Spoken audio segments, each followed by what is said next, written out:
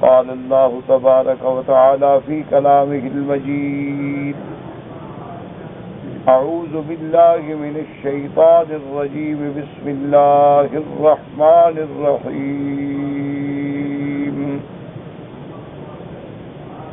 الله الذي خلق السماوات والأرض وأنزل من السماء ماء فأخرج به من الثمرات رزقا لكم وسخر لكم الفلك لتجري في البحر بأمره وسخر لكم الأنهار وسخر لكم الشمس والقمر دائبين وسخر لكم الليل والنهار وآتاكم من كل ما سألتموه وَإِن تَعُدُّوا نِعْمَةَ اللَّهِ لَا تُحْصُوهَا إِنَّ الْإِنسَانَ لَظَلُومٌ كَفَّارٌ.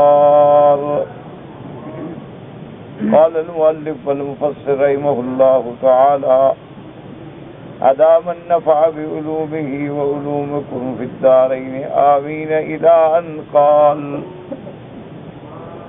وقوله تبارك وتعالى: وآتاكم من كل ما سألتموه، يقول هيأ لكم كل ما تحتاجون إليه في جميع أحوالكم مما تسألونه بحالكم وقالكم. اب مفسر رحمۃ اللہ علیہ قرآن مقدس کی ان آیات کی تشریح فرما رہے ہیں کہ اللہ تبارک و تعالی نے اپنی متعدد نعمتوں کا ذکر فرمایا. اللہ نے اپنی نعمتیں جن کا تعلق جو ہے عالم علوی سے ہے ان کا بھی ذکر فرمایا. پھر ان نعمتوں کا جن کا تعلق عالم سفلی سے ہے ان کا بھی ذکر فرمایا. پھر ان نعمتوں کا جن کا تعلق تمہارے اپنے انفس سے ہے، تمہارے نفس سے ہے، انسانی جان سے ہے، اس کا بھی ذکر فرمایا. اور تمام نعمتوں کے بعد ارشاد فرمایا کہ وَآتَاكُمْ، اللہ پاک نے تم کو دیا جو تم نے مانگا. وَآتَاكُمْ مِنْ كُلِّ مَا سَأَلْتُمْ، ہر وہ چیز جو تم نے مانگی تم کو عطا. تو اب مفسر رحمۃ اللہ علیہ اس کی تفسیر فرماتے ہیں کہ یہ ہمارا ہر چیز مانگنا اور اللہ کا دینا، اس سے کیا مطلب ہے؟ کیونکہ بہت ساری چیزیں تو ایسی ہیں جو ہم نے مانگی ہی نہیں. جیسے سب سے پہلے اللہ نے آسمان اور زمین کا ذکر فرمایا ہے، تو ہم نے آسمان اور زمین تو کبھی نہیں مانگا تھا. اسی طرح اللہ تبارک و تعالیٰ نے شمس اور قمر کا فرمایا ہے، تو جب ان کو پیدا کیا تو ہم نے تو نہیں مانگا تھا. تو بہت ساری نعمتیں تو ایسی ہیں کہ جو ہم نے مانگی ہی نہیں. تو یہ فرمانا کہ ہم نے ہر وہ چیز جو تم نے مانگی تم کو دی ہے، تو اس کا کیا مطلب ہے؟ تو اس پر مفسر رحمۃ اللہ علیہ فرماتے ہیں کہ معنی یہ ہے کہ حیّ لکم کل ما تحتاجون الیہ، کہ اللہ پاک نے ہر وہ چیز تمہارے لیے بنا دی جس کی تم کو حاجت ہے. اب یہ الگ بات ہے کہ چاہے وہ تم نے قالن مانگی ہو یا حالن مانگی ہو. قالن کا معنی ہوتا ہے کہ ہم نے خود مانگا کہ یا اللہ ہماری مدد فرما، ہمیں شفا عطا فرما، ہمیں صحت عطا فرما، ہمیں رزق عطا فرما. اور ایک ہوتا ہے حالن کہ ہم نے مانگا تو نہیں ہے لیکن اس کے بغیر ہم زندہ ہی نہیں رہ سکتے، کہ جب ہوا نہ ہو تو ہم کیسے زندہ رہ سکتے، اگر پانی نہ ہو تو ہم کیسے زندہ رہ سکتے، اگر دنیا میں آگ کا وجود نہ ہو تو ہم کیسے زندہ رہ سکتے، اگر زمین نہ ہو تو ہم کیسے زندہ رہ سکتے، اگر یہ لیل و نہار کا انتظام نہ ہو تو ہم کیسے زندہ رہ سکتے، اگر زمینوں سے اللہ نے ہمارے لیے ارزاق پیدا نہ کیے ہوں تو ہم کیسے زندہ رہ سکتے. تو انسان ضرورت یہ نہیں ہوتی کہ ہر بات زبان سے مانگتا ہے، بلکہ اس کا وجود جو ہے وہ بھی خود ایک سوال ہے.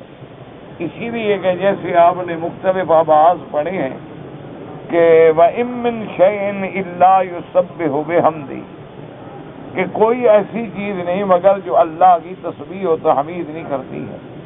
تو اس پر بھی مفسرین کرام نے یہی فرمایا ہے کہ یا تو تسبیح و تحمید سے مراد ہے قالی، کہ یعنی وہ ہر چیز اپنی اپنی زبان میں اور اپنی اپنی لغت میں اور اپنے اپنے طریقے میں اللہ کی حمد و ثنا بیان کر، یا اس کا مطلب ہوتا ہے کہ زبان سے نہ بھی ہو تو حالن اس کا وجود جو ہے وہ اس بات پہ دلالت کر رہا ہے کہ اللہ کی رحمت نہ ہو تو باقی نہیں رہ سکتی۔ تو اب دیکھیں نا کہ دنیا کے اندر پرند ہیں، چرند ہیں، بحری مخلوقات ہیں، ان کی اگر اللہ حفاظت نہ فرمائے تو وہ کیسے زندہ رہتے؟ تو ان کا وجود جو ہے باقی رہنے کے لیے گویا خود درخواست، تو اس کو کہا جاتا ہے قالن یا حالن۔ تو اب مفسر رحمۃ اللہ علیہ نے یہ مسئلہ حل فرمایا کہ ہر چیز کے سوال کا معنی یہ ہے، ایک تو وہ ہے جو ہم نے سوال کیا، اور ایک بھی یہ ہے کہ سوال تو نہیں کیا لیکن ہمارا وجود اس چیز کا محتاج ہے۔ اب دیکھو نا جی، ایک بندہ ہے اللہ پاک نے مہربانی کی تو وہ بطور نطفہ قرار پکڑ گیا، تو اب رحم کے اندر نطفے کا ٹھہرنا جو ہے محتاج ہے کہ اگر رحم بند نہیں ہوگا تو باہر نکل جائے گا۔ اب پھر رحم کے اندر اس کے تقلب احوال جو ہیں، کبھی نطفہ ہے، کبھی علقہ ہے، کبھی مضغہ ہے، یہ سارے اس پر پروسیس نہیں ہوگا تو وہ بنے گا ہی نہیں۔ اس کے بعد پھر اس کے لیے روح پھونکنا ہے، اگر وہ روح ہی نہ پھونکا جائے تو مردہ بس نکل آئے گا۔ تو یہ ساری نعمتیں جو ہیں بعض اوقات ہم نہ بھی مانگیں لیکن ہمارا بدن، ہمارا زبان، ہمارا وجود خود ان چیزوں کا محتاج ہے، اس کے بغیر ہم زندہ رہ نہیں سکتے۔ اس لیے فرماتے ہیں وقال بعض السلف من کل ما سألتموه وما لم تسألوه۔ اب بعض مفسرین رحمۃ اللہ علیہ فرماتے ہیں کہ وآتاکم من کل ما سألتموه، وہ فرماتے ہیں اس کا ترجمہ یہ ہے کہ گویا ایک جانب کا اللہ نے ذکر کر دیا ہے اور دوسری جانب کا ذکر نہیں فرمایا۔ کیا مانا کہ اللہ نے ہر وہ چیز تمہیں دی ہے جو مانگی یا نہ مانگی، چاہے او لم تسألو، یعنی آتاکم من کل ما سألتموه او لم تسألو، کیونکہ قاعدہ ہوتا ہے کہ کبھی ایک جانب کا ذکر کر دو تو دوسری خود بخود سمجھ آ جائے۔ جیسے اللہ تبارک و تعالی نے فرمایا کہ ہم نے تمہارے لیے لباس پیدا فرمایا تاکہ تقیکم الحر، تمہیں گرمی سے بچائے۔ تو جیسے لباس ہمیں گرمی سے بچاتا ہے، سردی بھی سے بچاتا ہے۔ جب سردیاں بڑھ جاتی ہیں پھر بھی تو ہم لباس پہنتے ہیں نا، یہ کپڑا پہنو، سویٹر پہنو، اور کوٹ پہنو، اور جیکٹ پہنو، اور پتہ نہیں کیا کیا پہنو۔ تو اب ایک جانب کا ذکر کر دیا گیا کہ لباس تمہارے لیے ہے تاکہ تمہیں گرمی سے بچائے، تمہارا سردی سے بھی بچائے۔ تو اس لیے بعض علماء نے فرمایا کہ آتاکم من کل ما سألتموه، کیا مانا اللہ نے ہر وہ نعمت دی جو تم نے مانگی یا نہیں مانگی، چاہے تم نے مانگی ہے یا نہیں مانگی ہے، اللہ نے تمہیں نعمتیں عطا فرمائی۔ ہم نے تو اپنا وجود بھی کبھی نہیں مانگا لیکن اللہ نے عطا فرمایا۔ اس لیے ایک روایات میں ذکر آتا ہے کہ ایک بدو نے اللہ تبارک و تعالیٰ سے، ایک اعرابی نے، یعنی اعراب کہتے ہیں دیہات میں رہنے والے دیہاتی کو، اور شہری جو ہیں وہ حضری ہیں جو شہروں میں رہتے ہیں۔ تو اس نے اللہ تبارک و تعالیٰ سے دعا کی کہ اللہم خلقتنی مجانا، کیا اللہ تو نے مجھے مفت پیدا کیا ہے، میں نے تو سوال ہی نہیں کیا، میں نے کوئی پیسہ نہیں لگایا، مفت مجھے پیدا کر دیا تو نے۔ ورزقتنی مجانا، اور رزق بھی اللہ آپ نے مجھے مفت دیا، ماں کے پیٹ میں تھا وہاں بھی مفت ملا، پھر پیدا ہونے کے بعد ماں کا دودھ پیدا کر دیا وہ بھی مفت ملا، پھر ماں باپ کھلاتے پلاتے رہے وہ بھی مفت ملا، ہوا اور پانی کی جو ضرورت تھی وہ بھی مفت ملا۔ تو رزقتنی مجانا، کہنے لگا آخر میں کہ ورزق الجنت مجانا، کہ اللہ میاں جنت بھی مفت عطا فرما دے۔ بس ہم کون سی چکی پیسنے کے قابل ہیں، ہم کون سے تیری عبادات کرنے کے قابل ہیں، ہم تو تیرے عاجز اور تیرے کمزور ترین بندے ہیں، اور وہ بھی نافرمان، لیکن تو اگر مہربانی کر دے تو ہمارے گناہوں کو معاف کر دے اور ہماری سیئات کو مٹا کے حسنات لکھ دے۔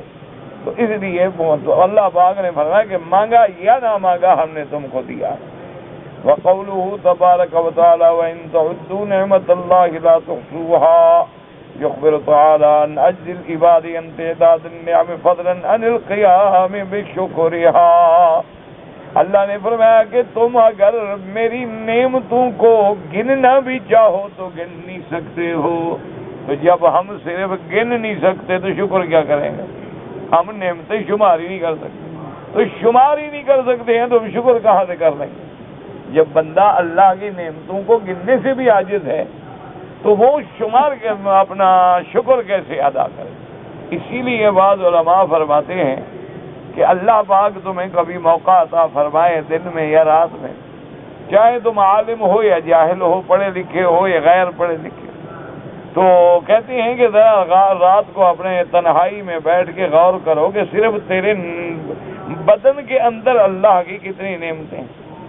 صرف اپنے وجود میں غور کرو کہ دیکھو اللہ نے کیسے عقل دیا، اللہ نے کیسے قوت سماعت دی، اللہ نے کیسے ہمیں بصارت دی، اللہ نے کیسے قوت شامہ دی، اللہ نے ایک ٹکڑا زبان کا رکھا اور اس میں جناب سارے ذائقے رکھنے کا مزہ جو ہے وہ زبان میں، وہ ہمیں بتا رہا ہے کہ یہ نمکین ہے اور یہ میٹھا ہے اور یہ پھیکا ہے، یہ کھٹا ہے. یہ زبان کا حص مر جائے تو ساری لذتیں ختم ہو جائیں. حتیٰ کہ بعض اخبارات میں آیا تھا کہ دنیا کے جو بڑے لوگ ہیں، امیر ترین لوگ ہیں بے اعتبار دولت کے، تو کہتے ہیں کہ ان میں ایک یہودی ہے جو دنیا میں بہت بڑا ہی امیر ہے اور اس کے پاس دولت کا کوئی حد و شمار نہیں ہے. تو اس کی زبان کا اللہ نے ذائقہ جو ہے وہ اڑا دیا. یعنی اس کی زبان کو یہ محسوس نہیں ہوتا کہ میں یہ میٹھا یا کھٹا پتہ نہیں لگتا. تو اب اس کے لیے گھاس کھائے تو برابر ہے اور روٹی کھائے تو برابر ہے، اس کے لیے بریانی بھی برابر ہے اور کچے چاول بھی برابر. ذائقہ تو ہے نہیں، لطف کیا لے گا؟ تو اس نے بڑی کوشش کی کہ کوئی دنیا کا ڈاکٹر میری ساری دنیا میں سے آدھی دنیا لے لے اور زبان کا ذائقہ دلا دے، لیکن اللہ نہ دے تو کون دے سکے؟ ڈاکٹر ہیں یا دوائیں ہیں، یاد رکھو یہ اسباب ہیں، یہ ذرائع ہیں، لیکن شفا دینے والا تو میرا اللہ ہے. اللہ تبارک و تعالی شفا عطا فرما دے. میرے ایک دوست تھے، جب ہم دیہات میں رہتے تھے تو وہ دیہات میں تو آپ جانتے ہیں نا، جو آدمی کسی کو گولی بھی دے سکتا ہو ڈاکٹر کہلاتا ہے، چاہے وہ پڑھا ہوا نہ ہو، بالکل جاہل ہو، کہیں گے لوگ ڈاکٹر. وہ بھی انہی ڈاکٹروں میں تھا، یعنی جنہوں نے کچھ پڑھا وڑا نہیں تھا، بس ایسے مفت میں ڈاکٹر بن گیا. 2 ٹیکا لگانا سیکھ جاؤ بس ڈاکٹر، گولی دینی سیکھ جاؤ ڈاکٹر. جیسے آج کل ہم مولوی جلدی بن جاتے ہیں ماشاءاللہ. 2 کتابیں پڑھ لیتے ہیں مولوی اور 4 پڑھ لیں تو مفتی اور 5 پڑھ لیں تو خود امام اور 6 پڑھ لیں تو مجتہد. تو ہمارے تو اب منٹ لگتے ہیں نا جی. پہلے دنیا میں 13 30 سال علماء پڑھتے تھے، پھر بھی کہتے تھے کہ بھئی ابھی ہم فارغ ہوئے ہیں، دیکھو پڑھائیں گے تو تجربہ ہوگا کہ کتابیں ہمیں آتی بھی ہیں کہ نہیں آتی. ابھی تو ہم خود پڑھ کے فارغ ہوئے ہیں، دیکھو پڑھانا شروع کریں، مدرس بنے، پتہ لگے کتاب آتی ہے کہ نہیں آتی. آج کل تو سب آسان ہے. وہ بھی انہی ڈاکٹروں میں تھا، انہیں پڑھے شڑے کچھ نہیں تھے، تھا ڈاکٹر. بہرحال وہ میرا دوست تھا اور بڑا اچھا دوست تھا، اللہ اس کی قبر پہ رحمت کرے. فوت ہو گیا بیچارہ. تو اللہ کی شان جناب دیکھیں، میں نے خود دیکھا کہ بڑے بڑے اسپتالوں سے اور بڑے بڑے قابل ڈاکٹروں سے مریض لا علاج ہو گئے اس کے پاس آتے اور مجھ سے سفارشیں کراتے کہ جی آپ ان کو کہیں ہمارا علاج کریں. اور میں ہنستا، میں کہتا پاگلو وہ تو پڑھا ہوا ہی نہیں، وہ تو بے وقوف آدمی ہے میرا دوست، لیکن وہ ڈاکٹر تو ہے ہی نہیں. نہیں حضرت مہربانی کریں آپ سفارش کریں. تو میں کہتا ٹھیک ہے بھی، وہ مغرب کے بعد میرے پاس روزانہ آتا ہے ملنے کے لیے، میں سفارش کروں گا انشاءاللہ تم جلدی مرو گے اللہ کی رحمت سے. بے وقوف وہ ڈاکٹر ہی نہیں ہے. نہیں حضرت مہربانی کریں. میں کہتے یار ایک اور گاہک آ گیا ہے مرنے کے لیے. وہ کہتا ہے جی بس آپ مجھے ڈاکٹر نہیں مانتے، یہ پاگل ہیں، 50 میل سے سفر کر کے آتے ہیں، یہ سب پاگل ہیں، بس آپ نہیں مانتے مجھے ڈاکٹر، اس لیے کہ میں صبح شام غلامی میں کھڑا ہوں، حاضر ہوں، بس آپ مجھے نہیں مانتے. میں جناب باقاعدہ ڈاکٹر ہوں، میں نے طب پڑھی ہے، حکمت پڑھی ہے، میں نے کھڑا پتہ نہیں کیا کیا. خیر بہرحال جناب وہ مریض کا علاج کرتا، وہ لا علاج مریض ہفتے میں ٹھیک. اب یہ تو اللہ کے ہاتھ میں، یہ اس کی قابلیت تو نہیں ہے.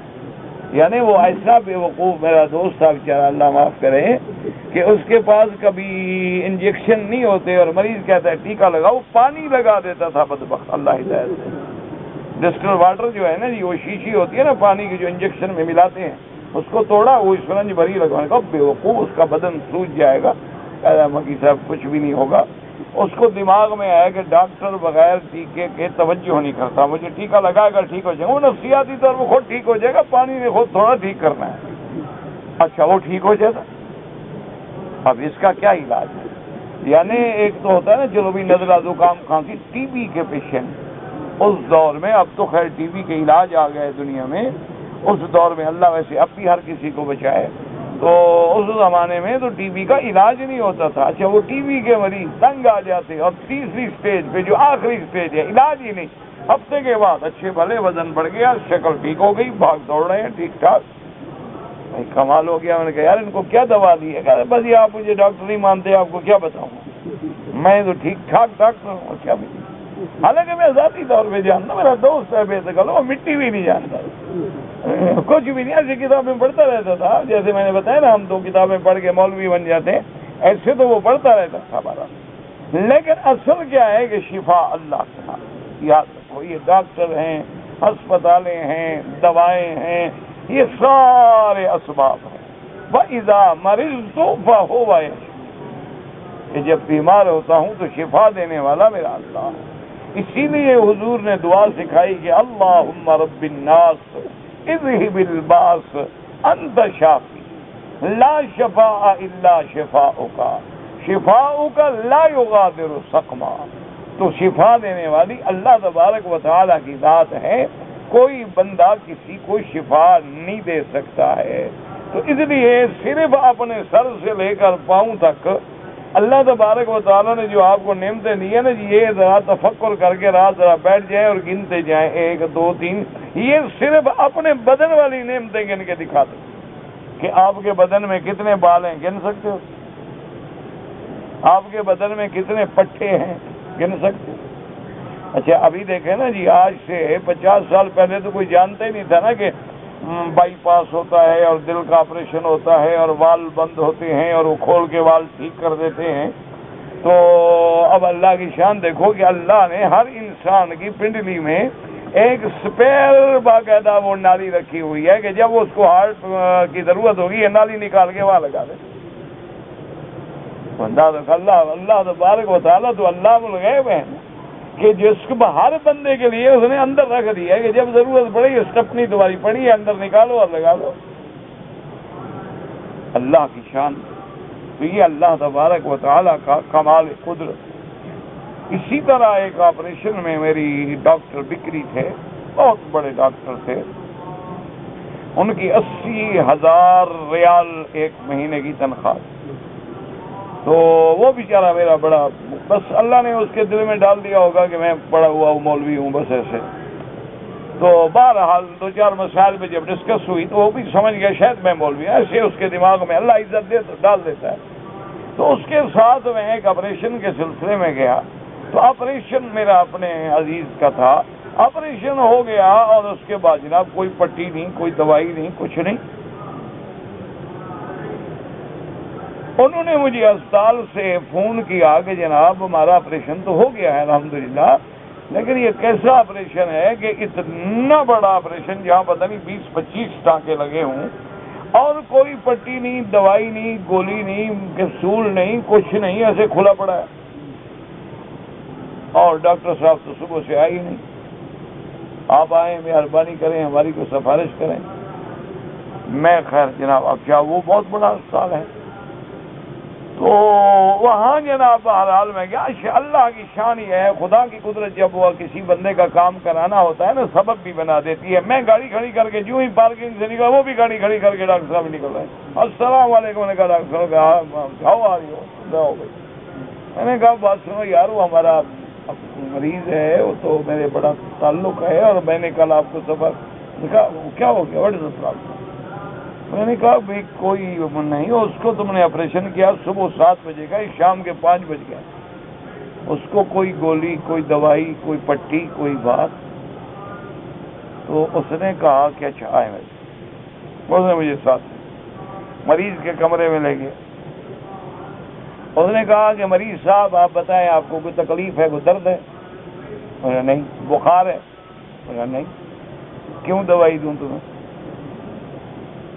بھائی تمہیں درد نہیں, تمہیں بخار نہیں, تمہیں تکلیف نہیں, دوائی کس بات کی؟ فون کر دیا مکی صاحب کو, بھاگو وہاں سے 4 گھنٹے کی گاڑی چلا کے بیچارے آئے. تم بندے ہو کیا ہو؟ تو وہ بیچارے نے کہا جی ابھی کوئی دوائی پٹی شٹی. سب بے وقوف, پٹی کس پہ باندھوں تمہاری؟ انہوں نے کہا جی اتنا بڑا آپریشن کیا؟ انہوں نے کہا کھلا ہوا ہے, زخم تب ہوتا ہے جب یہ 2 حصے میں پڑا, جب سل گیا بس ختم ہو گیا, زخم ہے ہی نہیں تو کس بات کی پٹی؟ عجیب بے وقوف آدمی. چلو اٹھو چلو. وہ کیسے چلے گا؟ وکیل صاحب چھوڑو, بلایا 2 نرس کو, پکڑو اس کو لے جاؤ, چلاؤ. اب وہ بیچارہ کانپے جناب, روئے ڈرے. وہ کہے چلو اس کے ایسے نہیں چلے گا, اس کو مارو, اس کو چلاؤ 2 گھنٹے سارا. میں نے کہا ڈاکٹر یہ کیا کر رہے ہیں؟ انہوں نے کہا ہم انسان ہیں, ہم جو سلائی کرتے ہیں اس میں کچھ فرق رہ جاتا ہے نا. آپ کپڑے میں سلائی کریں, جب یہ چلے گا تو خود بخود اللہ کی قدرت سے ہر چیز اپنی جگہ پہ آ جائے گی, اور اس کو اس آپریشن کا کبھی داغ بھی نہیں رہے گا. اور اگر یہ نہیں چلے گا تو یہاں گھنڈی پڑ جائے گی, ساری زندگی اس کو داغ رہے.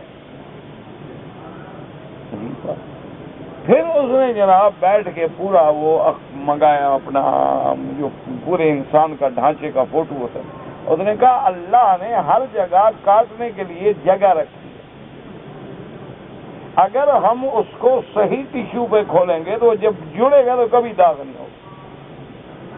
اگر ہم غلط جگہ کاٹ دیں گے تو داغ ساری زندگی رہے گا. تو میں نے کہا یہ کیسے پتہ لگے گا؟ اس نے کہا جی بیٹھے میں آپ کو سمجھاؤں. پھر اس نے مجھے سمجھایا کہ ٹانگوں میں کہاں کہاں کاٹنے کی جگہ ہے, بازو میں کہاں کہاں کاٹنے کی جگہ ہے, اور دل کے لیے کہاں کہاں جگہ ہے. پیٹ کھولنا ہو تو کس جگہ سے کھولنا ہے. انہوں نے کہا یہ اللہ نے سارے نظام پہلے سے بنا کے رکھے ہوئے ہیں کہ کہاں کاٹو کہاں جوڑو. بس اس میں علم ہے, پڑھنے کی ضرورت ہے. اب ہر آدمی جو ڈاکٹر بن جاتا ہے, سرجن بن جاتا ہے, تو ہم کیا کریں؟ ہمارا کیا کریں؟ ایسے تھے انہوں نے کہا پاگل ہو گیا, مجھے 80,000 ریال تنخواہ دیتے ہیں. 2 دن کے بعد یہ اس نے مریض سے کہا کہ نکل جاؤ اسپتال سے, ٹھیک ہو تم بھاگ جاؤ. انہوں نے کہا کیا کھاؤں کیا؟ جو مرضی ہے کھاؤ, میرا سر نہ کھاؤ, بس جاؤ. انہوں نے کہا جو مرضی آئے کھاؤ, صرف ڈاکٹر کا سر نہ کھاؤ. اور بالکل ٹھیک, کچھ بھی نہیں ہوا. میں نے کہا بھی, اس نے کہا مکی صاحب اگر آپریشن کے بعد مریض کو بخار آ گیا ہے تو پھر آپریشن کا قصور ہے, انفیکشن ہو. اگر آپ آپریشن ٹھیک ہے تو بخار کا کیا مطلب؟ جب بخار نہیں تو پھر اینٹی بائیوٹک کا کیا مطلب؟ جب درد نہیں تو پھر پیناڈول اور اسپرین دینے کا کیا مطلب؟ اس نے کہا لازماً بات ہوتی ہے کہ کوئی نہ کوئی خطا ہوتی ہے جس کی وجہ سے اس میں انفیکشن ہوتا ہے, پھر بخار آئے گا, پھر وہ دبا کے دیں گے کیپسول کے پردہ رہ جائے ہمارا کہ بھائی کچھ نہیں ہوا, بس دواؤں سے دبا دیا. تو اصل بات میرے کہنے کا یہ ہے کہ صرف ہم بدن میں اگر بیٹھ جائیں تو بال نہیں گن سکتے, کھال نہیں بتا سکتے, اور ہم اپنے پٹھے نہیں گن سکتے. اللہ نے ہمارے جو نظام رکھا ہے داخلی اور ہڈیوں کے جوڑ نہیں گن سکتے. کیا گنیں گے؟ تو باہر کی نعمتیں کیسے گنیں گے؟ ہم تو اپنی نہیں گن سکتے ہیں تو باہر کی نعمتیں کیسے گنیں گے؟ اس لیے فرمایا وَإِن تَعُدُّوا نِعْمَةَ اللَّهِ لَا تُحْصُوهَا یخبر تعالی ان عجز العباد. اللہ پاک نے خبر دیا کہ میرے بندے تم تو اس بات سے بھی عاجز ہو کہ میری نعمتوں کو شمار کر سکو. جب تم شمار نہیں کر سکتے تو فضلاً عن القیام بشکریہ, پھر تم شکر کیسے ادا کر سکتے ہو؟ اس لیے میرے مدنی پاک سرکار دو جہاں نے ہمیں دعا سکھائی, اللہم لک الحمد کلہ ولک الشکر کلہ والیک یرجع الامر کلہ. اللہم لا نحصی ثناء علیک انت کما ثنیت علی نفسک. یا اللہ ہم تو تیری تعریف بھی نہیں کر سکتے ہیں, ہم تو تیری حمد و ثنا بھی بیان نہیں کر سکتے ہیں جو تو نے اپنی شان خود بیان فرمائی ہے. کما قال طلق ابن حبیب رحمہ اللہ تعالی ان حق اللہ اسکر بن ان یقوم به العباد. حضرت طلق ابن حبیب اللہ کے اولیاء میں سے گزرے ہیں رحمت اللہ علیہ، فرماتے ہیں اللہ تبارک و تعالیٰ کا حق جو ہے، حقوق اللہ جو ہے وہ اتنے بھاری ہیں کہ کوئی بندہ ان کو پورا نہیں کر سکتا۔ وَإِنَّ نِعَمَ اللَّهِ أَكْثَرَ مِنْ أَنْ يُحْصِيهَا الْعِبَادُ، اور اللہ کی نعمتیں اتنی زیادہ ہیں کہ کوئی بندہ ان کو شمار بھی نہیں کر سکتا۔ لیکن ہم پہ کیا لازم ہے؟ وَلَكِنْ أَصْبَحُوا تَائِبِينَ وَأَمْسُوا تَائِبِينَ، آپ نے فرمایا لیکن بندے کا کام یہ ہے کہ صبح کو بھی توبہ کرے اور رات کو بھی توبہ کرے، کیونکہ ہمارے اندر خطا ہے، ہمارے اندر ناشکری ہے۔ اس لیے علماء فرماتے ہیں کہ جب بندے کو حمام میں جانا ہو تو دعا ہے اللہم انی اعوذ بک من الخبث والخبائث، کہ اگر یہ دعا نہ پڑھی جائے تو شیطان جو ہے وہ آ کے اس کی شرمگاہوں سے کھیلتا ہے، اور اگر یہ دعا پڑھ کے آپ لیٹرین میں جائیں گے تو شیطان کے حملے سے بچ جائیں گے۔ اور یہ بھی حکم ہے کہ جب باہر نکلو تو کہو الحمدللہ الذی عافانی عن الاذى غفرانک، اللہ تیرا شکر ہے کہ تو نے مجھے اس عذاب سے، اس بلا سے نجات دی ہے، کیونکہ اگر براز رک جائے تو بندے کے لیے عذاب ہے، اور پیشاب رک جائے تو عذاب ہے۔ جب یہ نکل گیا تو اللہ نے بلا نکال دی، اور اس کے بعد کہتے ہیں غفرانک، اللہ میں تیری بخشش کا طلبگار ہوں۔ اب علماء نے لکھا کہ اس مقام پہ پھر نکلنے کے بعد بخشش مانگنے کا کیا تعلق ہے؟ تو بعد مفسرین اور محدثین اور اولیاء اللہ نے فرمایا تاکہ جتنی دیر میرا اللہ ہم حمام میں بیٹھے رہے تیرے ذکر سے زبان بند رہی ہے، مجھے اس غفلت پہ معافی عطا فرما دے کہ یا اللہ ہم اتنی دیر تو خاموش رہے نا، نہ قرآن پڑھا ہے، نہ ذکر کیا ہے، نہ اللہ اللہ کیا ہے۔ تو اس لیے دعا سکھلائی گئی کہ غفرانک، اس لیے فرماتے ہیں وَلَٰكِنْ نَصْبَحُوا تَائِبِينَ وَأَمْسَوْا تَائِبِينَ، صبح کو بھی اٹھو تو استغفار کرو، استغفر اللہ الذی لا الہ الا هو الحی القیوم واتوب الیہ۔ اور اسی طرح حدیث میں آتا ہے حضور پاک نے فرمایا صلی اللہ علیہ وسلم، آپ نے فرمایا صحابہ سے کہ دیکھو میں ایک مجلس میں 100 دفعہ استغفار کرتا ہوں، اور کبھی کبھی حضور ایک مجلس میں 70 دفعہ استغفار کرتے، حالانکہ حضور تو معصوم ہیں، اللہ تبارک و تعالیٰ کے سب سے افضل، ساری مخلوق میں افضل اکمل امام الانبیاء، لیکن تعلیم تھی امت کے لیے کہ جب میں معصوم نبی استغفار کرتا ہوں تو تمہارا کیا حال ہے؟ اس لیے فرمایا کہ میرے مومن بندے جو ہیں بالاسحار ہم یستغفرون، کہ وہ جب سحر کا وقت ہوتا ہے، تہجد کا وقت ہوتا ہے، صبح کا وقت ہوتا ہے، وہ اس وقت مجھ سے استغفار کرتے ہیں اور معافی مانگتے ہیں۔ اور بندہ جب سونے لگے تو استغفر اللہ، جب اٹھے تو استغفر اللہ، چلے تو استغفر اللہ، تاکہ ہر خطا پر اللہ کے آگے رجوع کرے۔ اور اس کے بعد فرماتے ہیں وفی صحیح البخاری ان رسول اللہ صلی اللہ علیہ وسلم کان یقول، امام بخاری رحمت اللہ علیہ نے اپنے صحیح بخاری میں یہ حدیث نقل فرمائی ہے، فرماتے ہیں کہ سرکار دو عالم آپ یہ فرماتے تھے اللہم لک الحمد غیر مکفن ولا مودع ولا مستغن عنہ ربنا، یا اللہ تیرے لیے شکر ہے لیکن ہم پورا نہیں کر سکتے، اور نہ یہ آخری بات ہے کہ ہم اس کے بعد تیرا شکر نہ کریں، اور ولا مستغن عنہ ربنا، اور نہ ہم تیرے حمد سے، تیرے شکر سے کبھی بے غنی ہو سکتے ہیں، بے پرواہ ہو سکتے ہیں، ہر حال میں تیرا شکر ہے۔ وقال الحافظ ابو بکر البزار فی مسندہ حدثنا اسماعیل بن ابی الحارث قال حدثنا داؤد بن المحبر قال حدثنا صالح المری عن جعفر بن زید الابدی عن انس رضی اللہ تعالی عنہ عن النبی صلی اللہ علیہ وسلم انه قال يخرج ابن آدم يوم القيامة 3 دواوين، ديوان فيه العمل الصالح، وديوان فيه ذنوبه، وديوان فيه النعم من الله تبارک و تعالی علیہ۔ اب مفسر رحمۃ اللہ علیہ فرماتے ہیں کہ اس حدیث مبارک میں جو حضرت انس رضی اللہ تعالیٰ عنہ نے روایت کی کہ سرکار دو عالم فرماتی ہیں کہ قیامت والے دن جب بندہ اللہ کے دربار میں حاضر ہوگا اس کے 3 رجسٹر پیش کیے جائیں گے. ایک رجسٹر میں تو اس کی نیکیاں ہوں گی، اعمال صالحہ ہوں گے، اور ایک رجسٹر میں اس کے گناہ ہوں گے، اور ایک رجسٹر میں اللہ کی نعمتوں کا اندراج ہوگا.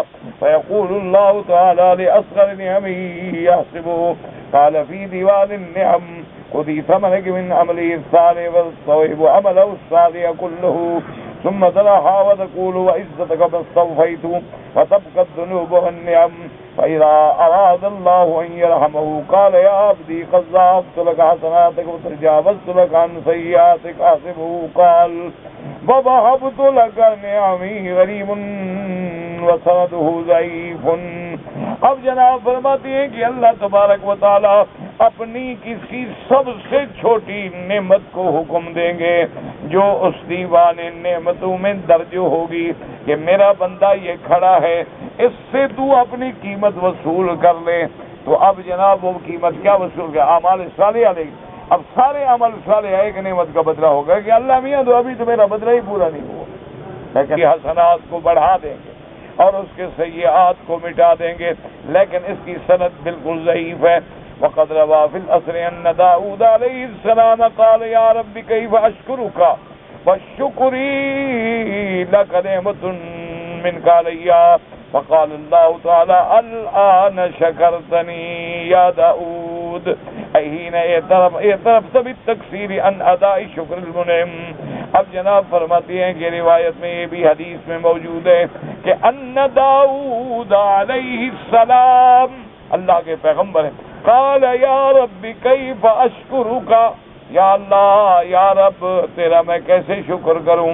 وشکری لک نعمتا منک علی، میں جب تیرا شکر کروں کہ الحمدللہ سبحان اللہ وبحمدہ سبحان اللہ العظیم، تو یہ کہنے کی توفیق جو ہے یہ بھی تو تیری نعمت ہے، اور پھر میں اس کا شکر ادا کروں. میں تیرا کیسے شکر کروں؟ کیونکہ اگر اللہ توفیق نہ دے تو کون ہے جو اللہ کا شکر ادا کر سکے. اب آپ دیکھیں لاکھوں گھرانے ہیں جن کے گھروں میں کبھی نماز داخل بھی نہیں ہوئی، لاکھوں کروڑوں مسلمان ہیں جن کو نہ وضو کا پتہ ہے، نہ نماز کا پتہ، نہ اذان کا پتہ، نہ قبلے کا پتہ ہے مسلمان. تو یہ قرآن پڑھنا یا طواف کرنا ہمارا احسان تھوڑا ہے، یہ تو اللہ کا احسان ہے. ورنہ اللہ محروم کر دے تو ہم تو اندر ہی نہیں آ سکتے. اللہ تبارک کوئی اپنے دروازے سے روک دے تو کیسے آ سکتے؟ اگر اللہ ہمیں اپنے دروازے سے روک دے تو کس کی کیا طاقت ہے کہتا. تو یہ بھی تو اس کی نعمت ہے، شکر کیسے کریں؟ اللہ نے فرمایا الآن شکرتنی یا داؤد، داؤد علیہ السلام اب تو نے میرا شکر کیا ہے. کیسے؟ قد اعترفت بالتقصیر عن اداء شکر النعم، کہ اب تو نے اعتراف کر لیا کہ اللہ تیری نعمتوں کا میں شکر نہیں کر سکتا. لا نحصی ثناء علیک انت کما اثنیت علی نفسک، تو اب تو نے میرا حقیقت میں شکر ادا کیا ہے، ورنہ کون اللہ. اس لیے حدیث مبارک میں آتا ہے کہ سرکار دو عالم رحمت دو عالم صلی اللہ علیہ وسلم جب رات کو نماز میں کھڑے ہوتے اتنا لمبا قرات فرماتے، اتنی طویل قرات فرماتے، اور اتنا طویل رکوع فرماتے، اور اتنا طویل سجدہ فرماتے کہ ایک حدیث مبارک میں ہے کہ جتنی دیر میں تم 50 قرآن کی آیتیں پڑھ لو حضور اتنی دیر سجدے میں لگاتے. اب آپ اندازہ کریں کہ سورۃ الملک جو ہے یہ 30 آیتیں، یعنی اس سے بھی زیادہ سورۃ الملک آپ پڑھیں جتنی دیر میں، اس سے 50 آیتیں پڑھنے کی دیر حضور سجدے میں. اللہ اکبر. اور کھڑے کھڑے حتی تبرمت قدما رسول اللہ صلی اللہ علیہ وسلم، حضور کے قدم مبارک جو تھے برم آ جاتی. کھڑے کھڑے جب محنت کریں گے تکلیف ہوگی تو برم آ گئی. صحابہ نے عرض کیا کہ یا رسول اللہ قد غفر اللہ لک ما تقدم من ذنبک وما تأخر. انہوں نے عرض کیا کہ یا رسول اللہ اللہ نے تو آپ کو خوشخبری دے دی زندگی میں کہ ہم نے آپ کی ہر خطا معاف کر دی ہے، پھر آپ اتنی محنت کیوں کرتے ہیں؟ آپ نے فرمایا فلا اکون عبدا شکورا، کیا کہتے ہو اللہ نے جو یہ نعمت دی ہے تو کیا میں اس کا شکر گزار بندہ نہ بنوں؟ اندازہ کریں حضور صلی اللہ علیہ وسلم، یعنی کبھی ایسا بھی ہوتا کہ ایک رکعت میں حضور پاک سورت فاتحہ سے لے کر سورت بقرہ، آل عمران، سورت نساء، مائدہ، انعام تہجد میں پڑھ جاتے ہیں۔ ہماری تو تہجد بھی اگر ہو نا جی تو میرے خیال میں 10 منٹ سے زیادہ نہیں لگتے، 8 رکعتیں ہیں نا، فی 1 منٹ کی 1 رکعت، بس ایکسپریس چل رہی ہوتی ہے، نہ پڑھنے کا پتہ، نہ سلام کا پتہ، نہ سجدے کا پتہ۔ وہ تہجد میں جی کبھی نہیں چھوڑتا، پڑھتے کیا ہو۔ اللہ اکبر، اللہ کے بندے، پھر اگر بات کو نا اعتراض نہ کریں، دعا کریں کہ اللہ نصیب کرے بس۔ اسی لیے امام مالک رحمۃ اللہ علیہ کا ایک قول ہے کہ کبھی کبھی رمضان المبارک میں وہ 40 رکعتیں پڑھتے، تو ان کے ساتھیوں نے کہا حضرت 40 رکعتیں آپ پڑھ رہے ہیں، 40 رکعتیں تراویح تو نہیں پڑھی جاتی؟ زیادہ سے زیادہ حضرت عمر رضی اللہ تعالی عنہ کا جو فیصلہ ہے وہ 20 رکعت کا۔ تو فرماتے یار مکے والے تو 4 رکعتیں پڑھ کے طواف کر کے پھر 4 رکعتیں پڑھتے ہیں، مدینے میں طواف تو ہے نہیں، لہٰذا میں رکعتیں بڑھا دیتا تاکہ اللہ کی رات جو ہے وہ عبادت میں گزرے۔ اچھا، جو لوگ 8 رکعتیں پڑھتے ہیں ہمیں تو کوئی اعتراض نہیں، لیکن 8 رکعتیں پھر اسی طرح پڑھو نا جیسے حضور نے پڑھی، کہ ساری رات گزر جائے۔ یہ تو نہیں نا کہ ایک پڑھو بھی 8 اور فارغ بھی 8:30 بجے ہو جاؤ، یہ تو نہیں نا۔ پھر بات کرو تو پوری کرو نا، پوری حدیث پہ عمل کرو، یہ نہیں کہ آدھی پہ عمل کرو، میٹھا میٹھا کھا لیا اور کڑوی حدیث اس رہنے دی۔ آج کل تو میرا بھائی یہی حال ہو گیا ہے کہ جو حدیث ہمیں وارا کھاتی ہے اس پہ ہم بالکل پکے عمل بالحدیث، اور جو ہمیں وارا نہ کھائے وہاں بہانہ، اللہ معاف کر دے۔ آج کل ایمان سے کہیں جتنا شادیاں ہو رہی ہیں مکے میں مدینے میں اس حدیث کے مطابق ہو رہی ہیں۔ ہاں، یہ کس حدیث مبارک میں ہے کہ 2 لاکھ کا افراح کا محل کرایہ کر کے شادی کرو؟ یہ بھی حدیث ہے۔ اور وہاں حقے ایسے رکھے ہوتے ہیں جیسے مسجدوں کے مینار ہوں، یہ بھی حدیث ہے کہ جہاں حقے ہوں شرکت کرو، جہاں گانا ہو، بجانا ہو، ویڈیو ہو، فلمیں بنتی ہوں، عورتیں شادی پہ جاتی ہیں تو سارے بکس سامان کپڑوں کے ساتھ لے جاتے ہیں، وہاں تبدیل۔ پہلے ہی ہم سنتے تھے طوائفیں ایسا کرتی ہیں، پہلے یہ ہوتا تھا کہ گانے والیاں جب جاتی تھی نا مجرا گانے کے لیے تو لباس ساتھ ہوتا تھا کہ بدل کے سٹیج پہ آ گئی۔ اب شریف اور کہو جی کیا کریں، بس جی اللہ ہدایت ہے۔ اچھا، ہر گھر میں ہم نے جو پردے لگائے ہوئے ہیں، صوفے بچھائے ہوئے ہیں، پلنگ لگائے ہوئے ہیں، قالینیں، وال ٹو وال کارپیٹ، یہ بھی سب سنت کے مطابق ہیں۔ سرکار دو عالم کے گھر میں یہ اسی تھا۔ ہاں جی، اللہ کی نعمتیں، تو پھر دوسرے پر جو سا عمل کرتا ہے اس کو بھی کرنے دو، اس پر بھی اعتراض نہ کرو، اس کے بعد بھی گنجائش ہے۔ بس ایک گزارا ہے، میں نے کہا نا کہ قانونی طور پہ انشاءاللہ ہم پکے مسلمان ہیں، بالکل، یہ تو گارنٹی ہے۔ باقی صحیح معنی میں بس یہ اللہ جانتا ہے، یہ اللہ جانتا ہے، اس کا کوئی پتہ نہیں۔ حضرت شاہ ولی اللہ محدث دہلوی نے لکھا ہے، بہت بڑے آدمی تھے حضرت شاہ ولی اللہ، جن کی وجہ سے پورے ہند میں علم حدیث منتقل ہوا، اللہ ان کی قبروں پہ رحمتیں فرمائے۔ انہوں نے لکھا ہے کہ اللہ تو قادر ہے، اگر آج حضور کے صحابہ کو زندہ کر دے اور ہمیں دیکھیں وہ کہیں گے بابا یہ مسلمان نہیں، پتہ نہیں کیا بلا ہے۔ میں کہا کہ اگر آج صحابہ آ جائیں اور وہ ہمارے حال کو دیکھیں وہ کہیں گے یار یہ مسلمان تو نہیں نظر آتے، پتہ نہیں کیا بلا۔ اور اسی طرح ہمارے ایک بزرگ بھی تھے، مہربان بھی تھے، شیخ القرآن حضرت غلام اللہ خان رحمۃ اللہ علیہ، وہ ایک دفعہ مجھے کہنے لگے کہ مکی صاحب اگر اللہ قادر ہے آج ابو جہل کو اور اس کی پوری کمپنی کو دوبارہ زندہ کر دے اور ہماری قوم کا شرک دیکھے نا، وہ تو ابھی کان پکڑ کے بھاگ جائے گا، وہ کہے گا یہ شرک تو میرے دادے کو بھی نہیں آتا۔ کہتا ہے اگر آج اللہ ابو جہل کو کھڑا کر دے، وہ دیکھے آ کر جناب کے دادا صاحب کی مزار پہ کیا ہوتا ہے، اور شہباز قلندر پہ کیا ہوتا ہے، اور گھنگرو ڈال کے کیسے ناچتے ہیں، پیر کو خوش کر رہے ہیں ناچ کے۔ انہوں نے کہا ابو جہل بھی کان پکڑ کے بھاگ جائے ہوگا، یار یہ شرک تو ہمارے دماغ میں بھی نہیں آ سکتا جو آج کا مسلمان کر رہا ہے۔ انا للہ و انا الیہ۔ بھنگ رگڑی جا رہی ہوتی ہے، گھنگرو لگے ہوئے ہیں، ڈانس ہو رہا ہے، کیا پیر مناون چلیاں۔ انا للہ و انا۔ پیر تو خیر کیا مناتے ہیں، یار البتہ مل جاتا ہے، وعدہ وہی کا ہوتا ہے نا۔ انا للہ و انا الیہ راجعون۔ بس دعا کرو اللہ ہدایت دے، ہم بالکل ناکام ہو چکے ہیں۔ بس یہ بھی جو توفیق ہے، پڑھا لیا، قرآن کھول کے بیٹھ گئے، درس میں آ گئے، یہ بھی اللہ کا کرم ہے، ورنہ جس دن چھٹی ہوتی ہے نا بس ٹھیک ہے، نہ وظیفہ، نہ کوئی پڑھنا، نہ طواف۔ یہ بھی اللہ پاک کا شکر ہے کہ اس ذریعے سے اللہ اپنے گھر بلا لے۔ بس اللہ سے دعا کریں کہ اللہ محروم نہ کرے۔ اب جناب فرماتے ہیں وقال الامام الشافعی رحمہ اللہ تعالی الحمدللہ الذی لا یؤدى شکر نعمت من نعمت الا بنعمت حادثة توجب على مؤدیها شکرہ بها۔ حضرت امام شافعی رحمۃ اللہ علیہ فرماتے تھے اللہ تیرا شکر لا یؤدی شکر نعمت، تیری نعمت کا شکر میں نہیں کر سکتا مگر من نعمت، اور نعمت، کیوں شکر کی توفیق دو گے تو کروں گا، پھر اس کا نعمت کیسے ادا کر سکتے۔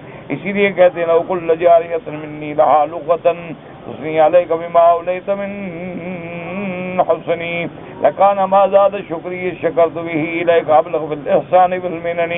اب بعض شاعروں نے کہا ہے کہ اگر اللہ تبارک و تعالی ہمارے ہر منہ کو، ہر ذرے کو، ہر جوڑ کو زبان بنا دیتے اور ہم اس سے تیرا شکر ادا کرتے، پھر بھی ہم تیرا شکر ادا نہیں کر سکتے، کیونکہ ہم جتنا تیرا شکر کریں گے، جتنا تیرا زیادہ نعمتوں کا شکر کریں گے، یہ توفیق بھی تو تیری طرف سے ہے۔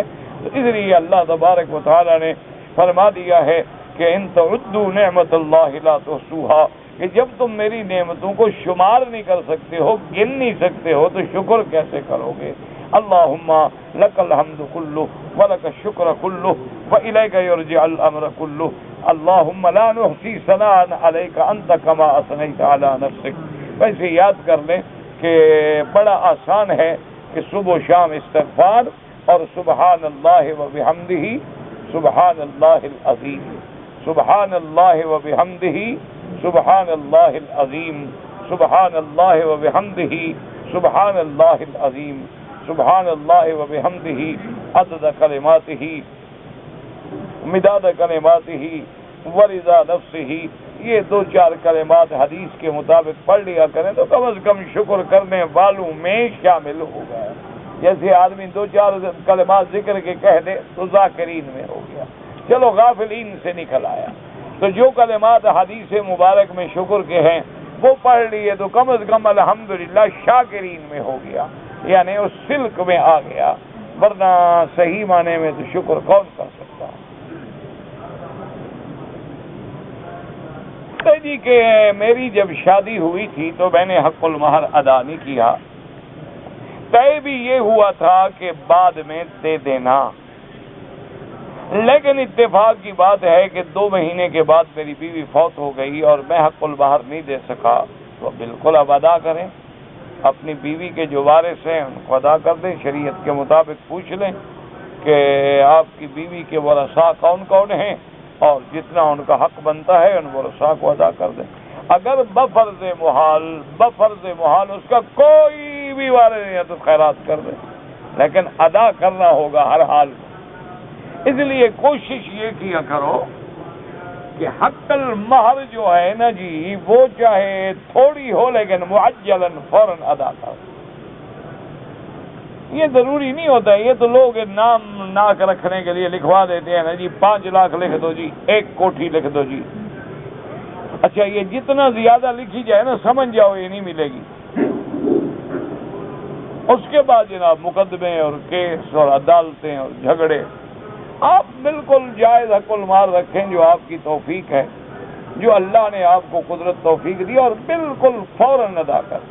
بلکہ عرب کے اندر ایک اچھا رواج ہے، جو اچھی بات ہے وہ اچھی ہے جس میں ہو۔ یہ لوگ یہ کرتے ہیں جی کہ حق المہر جب طے ہو جاتا ہے مثلاً 10,000 ریال، تو وہ لوگ جو ہے نا یعنی شوہر وہ اپنے عزیزوں کے ذریعے بڑے اچھی طریقے سے اس کو یعنی چھپا کے، تاکہ بھی یہ بھی نہ ہو کہ پیسے دینے آئے ہیں، اور بھی وہ اپنی بیوی کے گھر میں وہ شادی سے بھی پہلے، رخصتی سے بھی پہلے پہنچا دے۔ اور اس میں یہ بھی ہوتا ہے کہ اگر اللہ نے توفیق دی ہو تو خاوند کچھ اور بھی زیادہ دے دیتا۔ اچھا، پھر والدین کیا کرتے ہیں کہ بھئی 10,000 ریال تو حق المہر کا ہے، تو والدین بھی 10,000 ریال اپنی طرف سے دے دیتے ہیں بیٹی کو، جی 20,000 ہو کے جاؤ اپنے منشے سے چیزیں خرید دو۔ یہ بڑا اچھی چیز، حق المہر فوراً ادا ہونی چاہیے، اور جن لوگوں نے ادا نہیں کی وہ ادا کر لیں۔ اگر بالکل غریب ہو، ادائیگی کے قابل نہیں، تو بیوی سے معاف کرا دیں۔ حضور صلی اللہ علیہ وسلم کا حلیہ مبارک کتاب شمائل ترمذی لے لیں، آج کل اس کا اردو ترجمہ بھی موجود ہے۔ حضور کا حلیہ بیان کر دیں، ایسے نہیں ہوتا کہ 2 منٹ میں کہہ دو، سرکار دو جہاں کا حلیہ بیان کردہ۔ آپ اسی سے اندازہ کریں کہ میرے آقا کے لاکھوں صحابہ ہیں، لیکن سرکار دو عالم کا حلیہ مبارک بیان کرنے والے صرف 10 صحابہ۔ کیا ہے؟ یعنی صحابہ کہتے ہیں ہمیں ضرورت ہی نہیں ہوتی تھی کہ حضور کے چہرے پر نظر ڈالیں، ہم تو بالکل ایسے بیٹھتے تھے جیسے ہمارے گردوں پہ اور سروں پہ پرندے بیٹھے ہوئے۔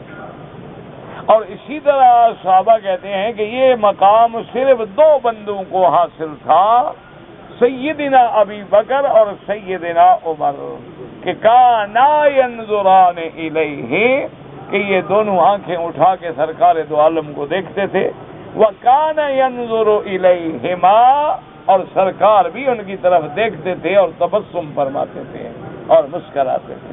لہذا میرا مشورہ ہے کہ شمائل ترمذی آج کل اردو میں بھی ترجمہ ہے اور عربی میں تو ہے ہی ہے، وہ لے کر کسی عالم کے پاس بیٹھ کے حدیث ایک ایک لفظ کر کے پڑھیں، خود نہ بن جانا مولوی، خود بنو گے نا تو پھر ماشاءاللہ۔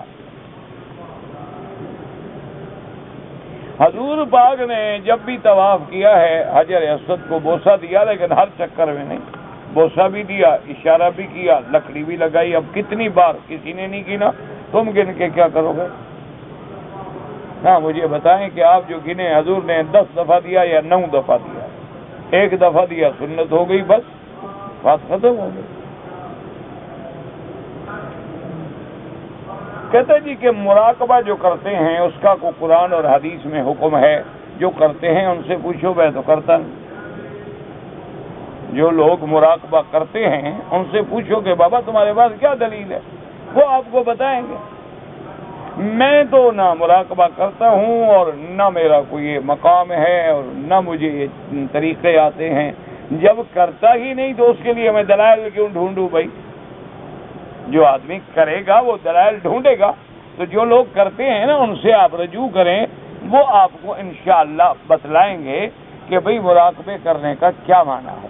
میں نے بھی آپ کی طرح ایک بزرگ سے پوچھا تھا، وہ سفر تھا، افسوس ہے کہ مجھے ٹائم نہ مل سکا، تو انہوں نے فرمایا تھا کہ قرآن جو کہتا ہے وَفِي أَنفُسِكُمْ أَفَلَا تُبْصِرُونَ، تو اس کا کیا مطلب ہے کہ تمہارے نفس کے اندر دلائل ہیں، کیا تم نہیں دیکھتے ہو؟ ان کا یہ حکم تو ہے یہی سوچنے کا۔ اللہ عالم، بہرحال ان سے پوچھنے آپ کو دلائل دیں گے۔ وہ بہت بڑے عالم بھی تھے، بڑے بزرگ تھے، افسوس ہے کہ وقت اتنا تھا سفر میں وہ 2-4 منٹ ملے، ورنہ میرا خیال تھا کہ ان سے میں اس قسم کے سوال کر لوں گا، اور چونکہ وہ خود بزرگ بھی ہیں اور عالم بھی ہیں تو جواب دیں گے، تو جلدی سے میں نے پوچھا تو قرآن میں بھی ہے وَفِي أَنفُسِكُمْ أَفَلَا تُبْصِرُونَ، اسی طرح حکم ہے حاسبوا قبل ان تحاسبوا، اسی طرح ہے کہ لعلہم یتفکرون لعلہم یذکرون، تو یہ کیا ہے؟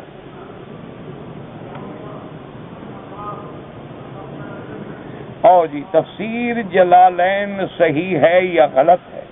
تو آپ اس کو صحیح کر لیں، دیکھو نا اس میں جو غلطیاں ہوں آپ نکال کے صحیح کر لیں، ٹھیک ہے؟ جتنا صحیح ہو وہ پڑھ لو، جتنا غلطیاں ہوں اس کو نکال کے صحیح کر دو۔ تو یہ جلالین لکھنا نہیں آیا تو پڑھو مٹی۔ تمہیں یہ بھی پتا نہیں کہ جلالین کیوں ہے، کون کون جلال الدین کون کون سے تھے، اور اس نے کتنا لکھی اور اس نے کتنا لکھی ہے، تمہیں یہ بھی پتا نہیں۔ انا للہ و انا الیہ راجعون۔ یاد رکھو ہر انسان کی بات میں غلطی ہوتی ہے، ما سوا انبیاء کے، کہ اللہ کی وحی کا ان پر پہرا ہو، ان کی بات کبھی غلط نہیں ہو سکتی، اور نہ بڑے سے بڑے کی بات بھی غلط ہو سکتی، بڑے سے بڑے علماء کی بات بھی غلط ہو سکتی، بڑے سے بڑے مفسرین سے بھی زلہ ہو گئی، بڑے سے بڑے محدثین کرام سے بھی غلطیاں ہو گئی۔ اللہ ان کی قبروں پہ رحمتیں فرمائے۔ تم غلطیاں نکالنا چھوڑو، غلطیاں اپنی نکالو، دوسروں کی تفسیروں سے فائدہ حاصل کرو۔ کہتے جی ہم تیتر کا شکار کرنے جاتے ہیں تو ہم ان کو پکڑنے کے لیے ان کی آواز سنواتے ہیں۔ شکار ہے، شکار ہوتا ہے اسی طرح ہے، اور کیسے ہوتا ہے؟ کیسٹ میں بھرو یا سیکھا ہوا تیتر ساتھ لے جاؤ، بات تو ایک ہی ہے نا، کہ وہ بولی سنیں گے تو آئیں گے۔ جب شکار جائز ہے بس بات ختم ہو گئی، جیسے کرو۔ اب کنڈی جو پھنسا کے ٹکڑی لگا کے گوشت لگا کے بیٹھے ہو، یہ دھوکہ نہیں ہے، لیکن جب اجازت ہے تو اجازت ہے۔ میرا ایک عزیز ہے، اس نے مجھے وصیت کی کہ میرا عمرہ کرو، بالکل کریں۔ میرا ایک لڑکا ہے جس کی عمر 28 سال ہے، مکے میں کام کرتا ہے، رات کو 1 بجے ڈیوٹی سے آتا ہے، صبح نماز نہیں پڑھتا۔ ایسی نوکری چھوڑ دو جس میں اللہ کے فرائض ادا نہ ہوں، وہ نوکری کرنے کا کیا فائدہ؟ ایسی نوکری چھوڑ دو، اللہ اور جگہ سے رزق عطا فرمائے۔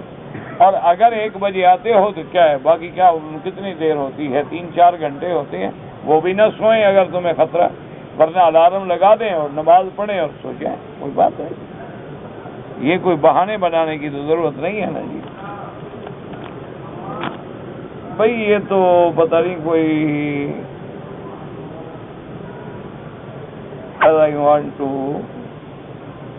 now the کیسٹ آپ نے لینے ہیں تو وہ کیسٹ والوں سے لیں، میرے پاس تو اپنا کوئی ایک کیسٹ بھی نہیں ہوتا۔ کبھی کبھی لوگ مجھے دے جاتے ہیں۔ اچھا خدا کی بات ہے، یقین کرو گے میں نے اپنی زندگی میں اپنا کیسٹ نہیں سنا، کبھی یاد ہی نہیں، ایسے چلتے ہوئے سن لیا ہوئے، اور سن رہا ہو تو میں بھی گزر گیا۔ یعنی ایک ہوتا ہے نا کہ شوق لگا کے سنو کہ میں نے کیا تقریر کی تھی، یہ مجھے یاد ہی نہیں زندگی میں، الحمدللہ ثم الحمد۔ میں نے بیٹے کا نام طاہا رکھا ہے، کوئی حرج نہیں، صحیح ہے بالکل۔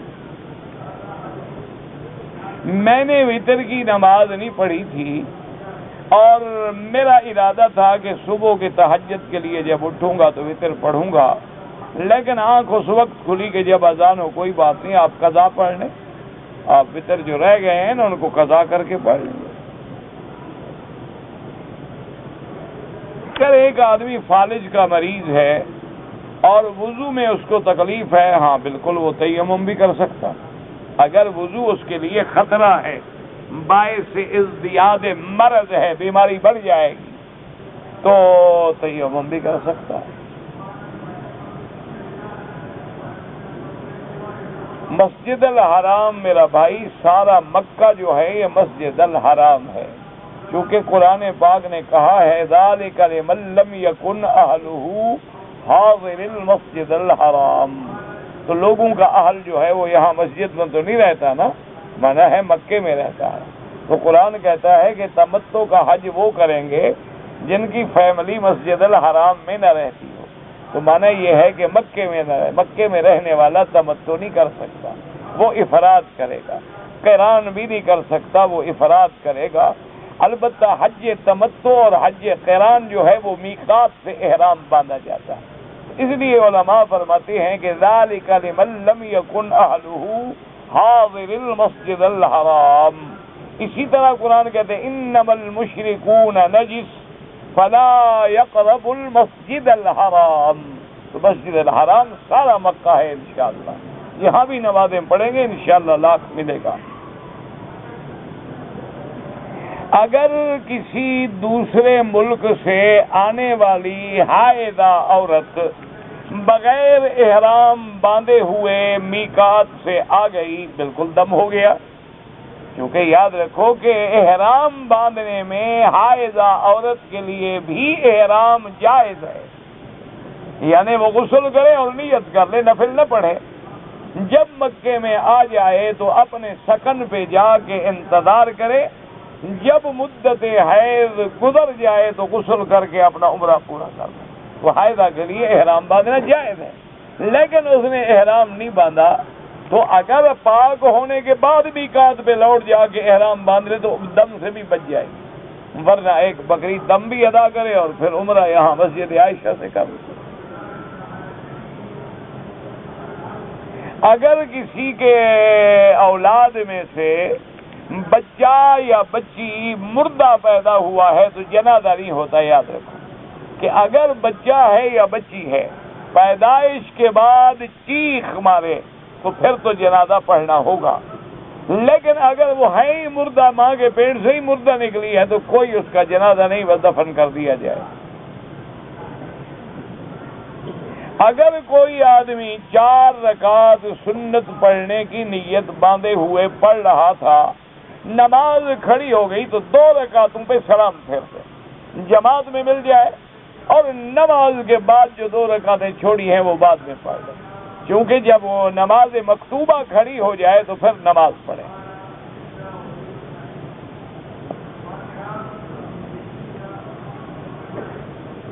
اگر ایک آدمی حج کے دوران میں اس کے پاؤں پہ چوٹ لگ گئی اور اللہ رحمت کرے زخم ہو گیا، خون بہہ گیا، کوئی جرمانہ نہیں، کیونکہ چوٹ بھی اس کو لگی ہے اور جرمانہ بھی بیچارہ وہی بنے، اچھی بات ہے، اس کے لیے کوئی جرم۔ لوگ سمجھتے ہیں کہ دم جو نکل گیا تو دم پڑ گیا، یہ لوگوں کی بے وقوفی کی بات ہے۔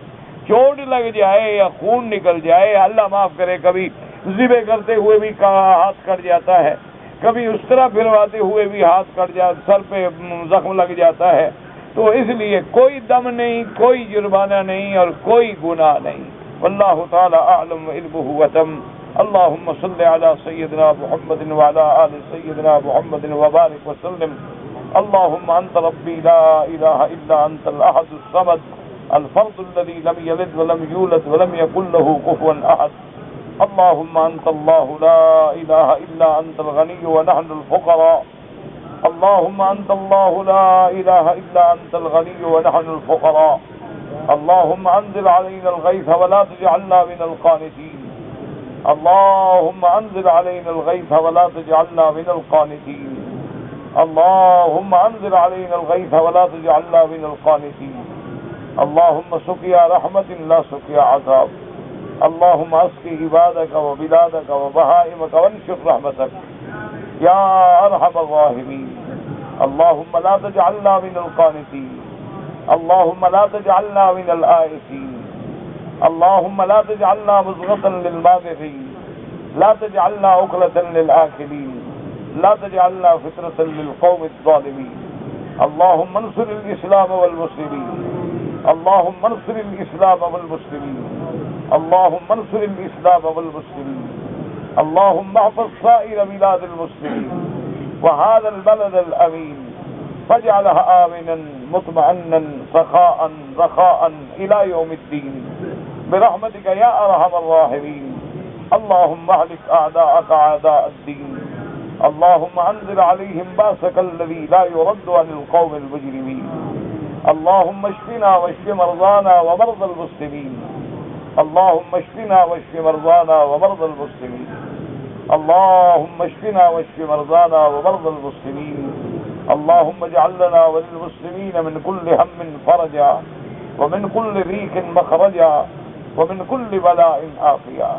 اللهم لك الحمد كله ولك الشكر كله وإليك يرجع الأمر كله۔ اللهم لا نحصي ثناء عليك أنت كما أثنيت على نفسك۔ وصلى الله تعالى على خير خلقه سيدنا محمد وعلى آله وأصحابه أجمعين برحمتك يا أرحم الراحمين۔ اللهم صل على سيدنا محمد وعلى آل سيدنا محمد كما صليت على إبراهيم وعلى آل إبراهيم، وبارك على سيدنا محمد وعلى آل سيدنا محمد كما باركت على إبراهيم وعلى آل إبراهيم في العالمين إنك حميد مجيد۔